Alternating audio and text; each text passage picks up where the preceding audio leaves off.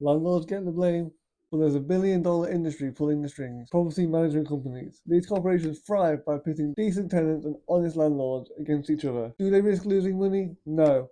Do they make renting simple for decent tenants and honest landlords? No. Let me share my story. This is Common Power, a platform dedicated to exposing corporate malpractice. Once again, decent people are pitted against each other. I've been dealing with a nightmare property management company.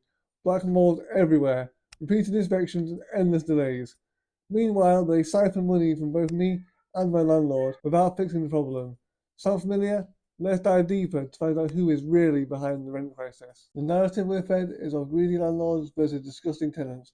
While I'm sure there are cases of both, this deliberately avoids the real issue. The corporate takeover of the housing sector has led to disastrous outcomes for the rest of us. In the past, rents and repairs were cheaper. Houses were built at a high enough rate to accommodate everyone. This meant that the quality of rented houses had to be kept high to compete with cheap council houses. If you were lucky enough to afford a buy-to-let mortgage, it was a decent investment with minimal problems. The problems came after the 80s neoliberal takeover of the world, where extreme short-termism was prioritized over all else. Some people benefited from the right to buy scheme, but the strategy not to replace those houses has led to economic catastrophe for the rest of us. The people who orchestrated it pretend like it's the natural outcome of the free market. The truth is, they gave up our public assets to the people who were already the richest and most powerful. What did they do with their new freedom? They bought up as much housing as possible. Make no mistake, these are the most lazy and unfit people to run anything. So what do? They created companies to manage those houses for them. In the buy-to-let situation I mentioned earlier, the owner wants to make some good money while ensuring that the house is maintained and the tenants are happy to stay. I think this is a good idea and I have no problem with that at all. People have the misconception that socialists want everyone to be poor, but if you're a normal person who's earned good, honest money, then I think a rental property would be a good idea. But in the current situation, the people I'm talking about, their only motive is profit. Do they care if putting up rent on 1,000 properties will cause inflation? No. Do they care if homes are being kept in a state of disrepair as long as the money is coming in? No. This has created a yearly cycle of moving homes as people desperately need a safe and comfortable place to live that is increasingly difficult to find. This is perfect for the new management system.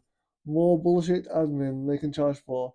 They put up the rent for the new tenants, do a quick paint job to cover over the mold, and jobs are good then. So, how do we fix it? The rent crisis is a systemic issue, far beyond what can currently be solved at the polling station. There is currently no political outlet for us to even suggest that the monopolisation of the housing industry be ended.